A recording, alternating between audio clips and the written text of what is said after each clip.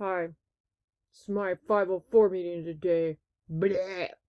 504 schmival4. Alright. Hello, Miss Helmer. Hi, Igor. Yeah, today we're talking about your 504, and we're doing it because we care about you, and we can truly see the remarkable person that you could be if you get some time management and organizational strategies. Okay. Yeah. All right. Example. Before I start, though, I want to give an example on at-home checklist. So my son's in 8th grade. He does not have ADHD, but I teach and I preach and I parent like all middle schoolers have inattentive ADHD. That's that's my secret to success. So with Silas, I give him a checklist. I give JC a checklist. I'm going to be gone starting Monday for the next school year during my day, so I have a checklist for them. They're in 8th and 6th grade. They're fairly responsible, but they forget.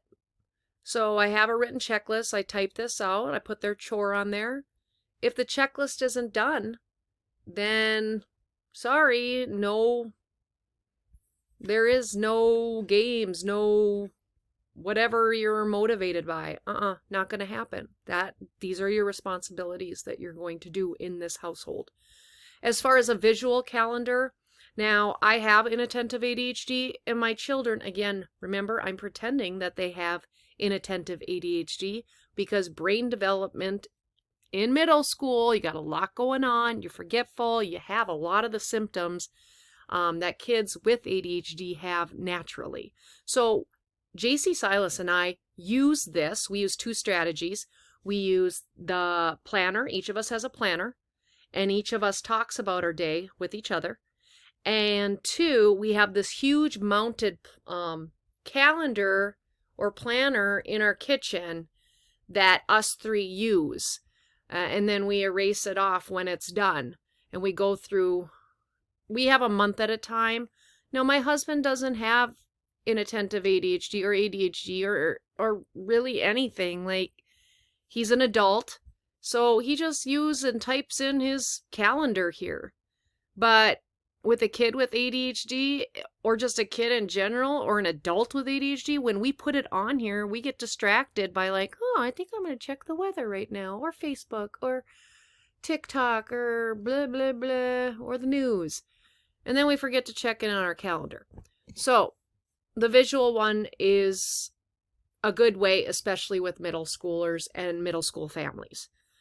With Igor, though, what I would do with Igor, because he's a child with inattentive ADHD, I would definitely put his color in something else and only do 1 week at a time for him. Not the full thing. So you start on Sunday. What are Igor's goals?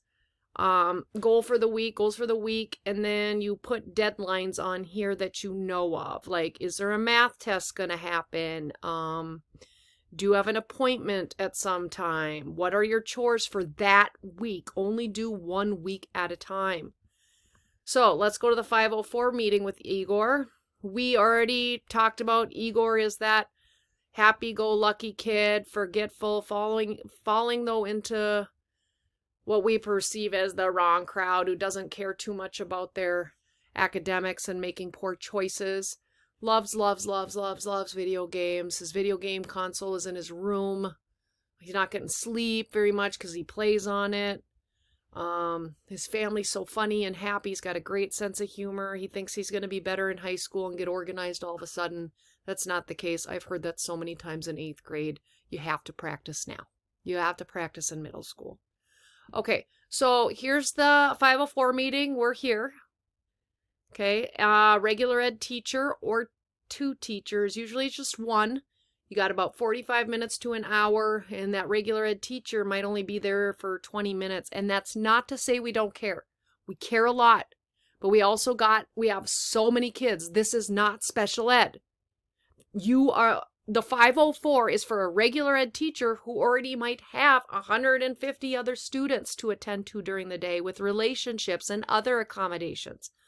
So we care, but our hands are tied sometimes with the things that we can do. especially with time. Time is precious when you're a teacher. Okay, so Igor, we're going to start this meeting by saying all the wonderful things that who you are. You're funny, you're a leader. All the kids love you, Igor. Adults love you. You're able to give back in a conversation. We can tell you have so much empathy. You're generous. You're joyful. You're loving. You're good at this subject and this subject. You could be a great family person, great with people. So there's so many things about you, Igor.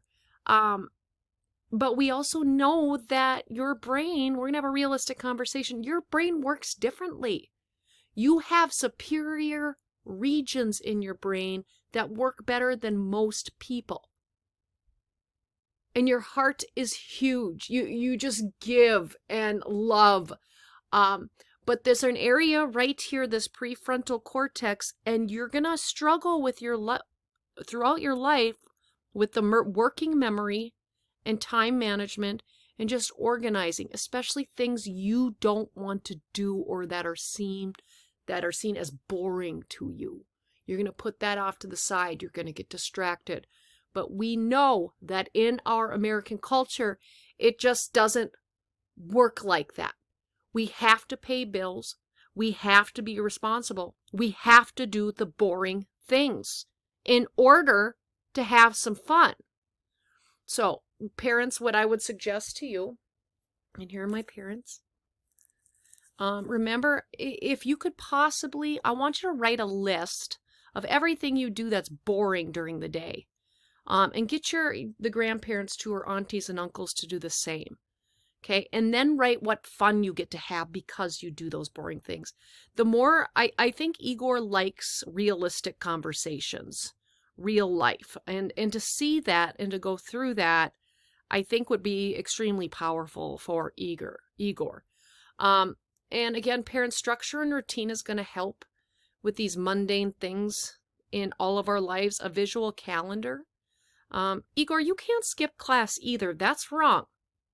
Okay, we're not even going to have a conversation about that. You can't skip class. There will be consequences with that. And let's talk about your friends too. So, what's going on? Who are your friends that care about going to class on time? Okay, we'll have a conversation. Have a conversation about that. And also, Igor, what physical activity do you do? You know, just going home and playing video games all evening long is not helpful for your body, mind, and soul. So, and this is for the teachers and counselors too. If your school offers all-round gym for this student, now not all schools do that, I would take it if I were you. So if your kid has inattentive ADHD, or hyperactive ADHD, and your school says, okay, you can either take music or gym or mix it up. I don't know, music teachers are going to be mad at me with this one, but when a child has inattentive ADHD or ADHD, I think physical activity is more valuable in my perspective. Okay, so that could get some physical activity for Igor in the school.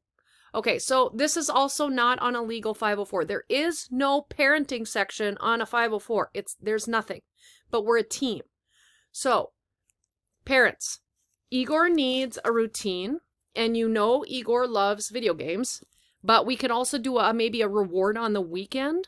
I don't know what it is. Igor can choose for the 1 week of what we're looking at, which is time management and responsibilities. And so I think with your family, this is what I would suggest. All of you, the whole family, and I know there's like 6 or 7 of you, what if you had like a time from 7 to 8 p.m. at the school night where you all just sit in a quiet space with no TV and you all work together like as a team? Because I think Igor values your family and values your family time. So 1 hour of schoolwork, quiet area.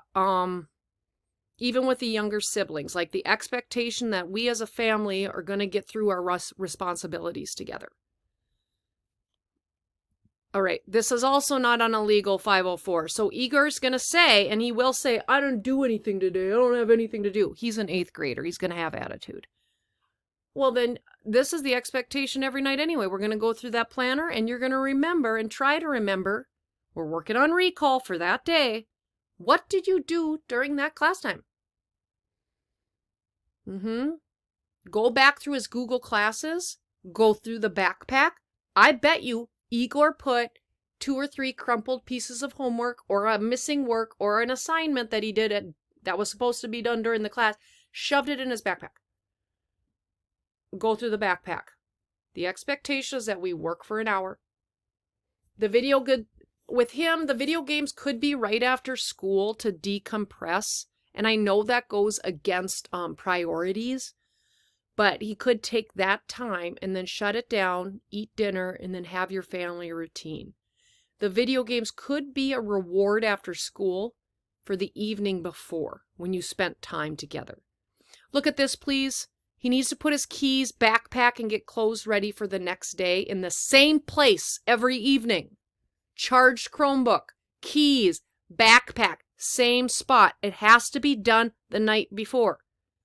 And if Igor makes his weekly goal of organization or improved grades and on-time behavior, he gets an additional reward during the weekend. If his chores are done, yes.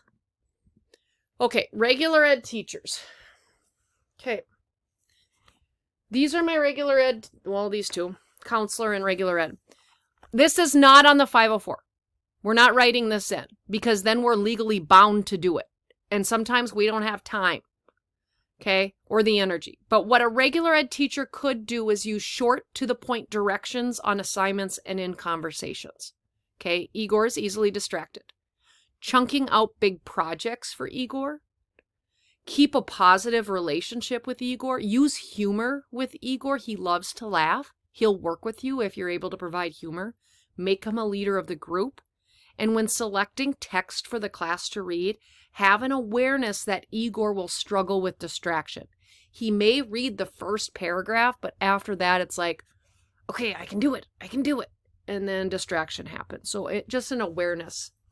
So what are we legally going to put on the 504 that we can realistically do? With Igor, regular ed teachers are going to allow extended time, up to a week, 2 weeks, depending on the assessment. Sometimes it'll take that long. Follow an organizational checklist that Igor uses, so know about his checklist. Seat Igor in the front, near me or the teacher with academically positive peers. Okay, and he can select who he thinks are the academically positive peers. Give a verbal check-in for understanding assignments and recall for classroom. This one's different than the other two, Panda and Star Bear. I might go up to Igor and be like, okay, Igor, can you tell me 2 things we learned today? Igor, tell me the first step in this lesson. Okay, and allow time at the end of class to organize material. That could even be like, okay, we have 3 minutes left. And I might just go up to Igor and say, got your pencils? Quietly. Got your Chromebook? Look at your space. Okay. And Igor has agreed that he's starting to understand the importance of time management and organization, understand how he needs strategies for his working memory part of his brain, understanding that takes time, that change takes time and consistency, uses the planner, follows the visual planner, agrees to a 7 to 8 p.m. quiet study time with his family, agrees to sit near the teacher and names positive academic peers, select positive peers who go to class on time and follows them to class the next day, and excited by a reward of his choice on the weekends. And Igor, you're not going to be perfect. We're not going to get this all done right away. This is going to take some time and patience and love, and we are Team Igor. So we want you to be amazing. Yay. Next episode is zebra, hyperactive zebra. Goodbye.